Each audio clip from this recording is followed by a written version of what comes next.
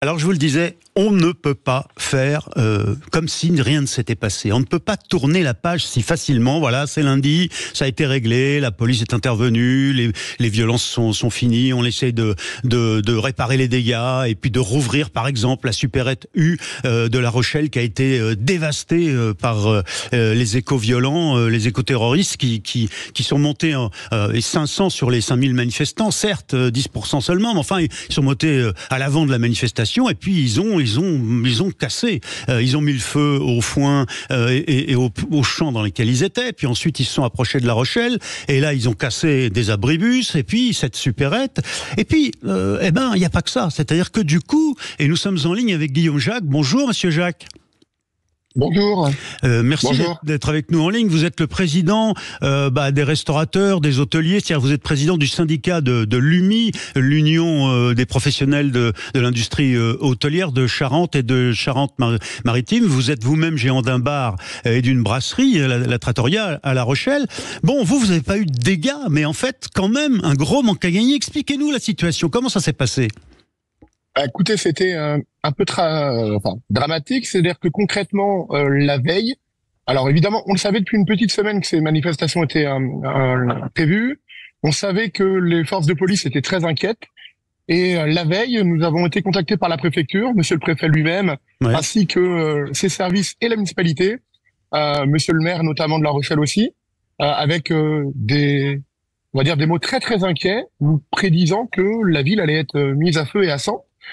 Puisque les renseignements territoriaux avaient des informations très précises sur des volontés de casser pour certains, ou en tout cas si tout ne s'est passé pas comme prévu, c'est-à-dire le blocage qui était prévu, c'était celui du port de la Palisse, et qui viendrait en ville avec une volonté de tout casser.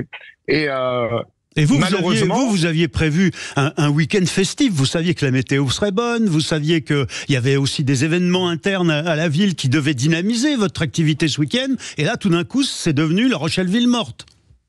En effet, c'était à la base le week-end de la braderie, qui est une grosse période commerçante, importante pour tous les commerçants de La Rochelle. Et puis évidemment, dans ce début de saison qui est quand même très inquiétant, avec le mauvais temps, le contexte socio-économique, c'était normalement le déclic du début de la saison, mois de juillet.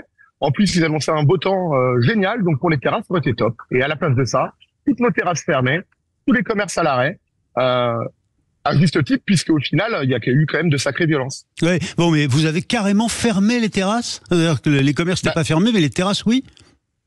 En fait, du coup, a été demandé par la préfecture de faire le nécessaire de manière à ce que s'il y a des gens qui arrivent à accéder au centre-ville, qu'ils n'aillent pas de quoi tout casser, des projectiles ou des choses comme ça. Donc, en effet, il nous était demandé de rentrer tout le mobilier de terrasse en intérieur, ce qui, pour beaucoup d'établissements qui ont des petits intérieurs, veut dire fermeture des établissements.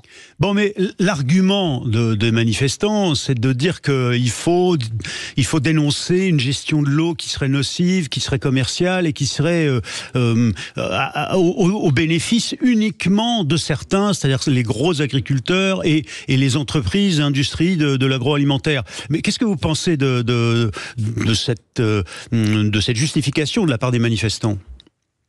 Écoutez, on est en France, ils ont le droit de manifester, ils ont le droit d'avoir un avis qui est politique au final. Voilà, la manifestation était interdite d'ailleurs. Voilà, nous en tout cas, UMI, on n'est pas là pour se positionner sur la politique, on est là pour défendre les intérêts de notre profession. Et le fait est que cette manifestation qui était interdite a pu quand même avoir lieu, et avec des débordements qui étaient prévus, qui heureusement ont été quand même bien encadrés par les forces de l'ordre, puisqu'ils n'ont pas pu accéder au centre-ville. Et ce que nous on remarque, c'est les conséquences pour notre activité. Le politique en tant que tel, c'est pas mon rôle d'y rentrer, chaque citoyen a son avis là-dessus. Le truc qui est certain, c'est qu'à La Rochelle, il n'y a pas de méga bassine. Nous ne sommes pas directement liés à toutes ces revendications, et au final, c'est nous qui en avons payé les pots cassés là. Est-ce que vous avez été voir les dégâts de la supérette U Madame Ribot et son mari qui ont investi et qui ont mis toutes leurs économies dans ce commerce se sont retrouvés avec un commerce dévasté. Est-ce que vous avez apporté votre solidarité, ou est-ce qu'il se crée une solidarité entre commerçants sur La Rochelle ? Alors, dans le quartier, clairement, il y a eu évidemment des actes de solidarité. Le fait est que moi personnellement, j'ai pas eu l'occasion d'y aller directement, mais pour autant, on pense fort à ce couple d'exploitants qui sont comme nous, des gens qui ont se sont endettés, travaillent à longueur de journée. Enfin, on ne peut se sentir que solidaire de ça. Et d'ailleurs, j'en profite d'avoir la parole pour dire que si on peut les aider d'une quelconque manière, qu'ils n'hésitent pas à rentrer en contact avec nous. Oui, merci infiniment Guillaume Jacques d'avoir été en direct avec nous. Je rappelle que vous tenez un bar et une brasserie sur le port de La Rochelle et vous êtes le président du syndicat des industries hôtelières et des restaurateurs de Charente et de Charente-Maritime. Et bon courage à vous tous, restez avec nous.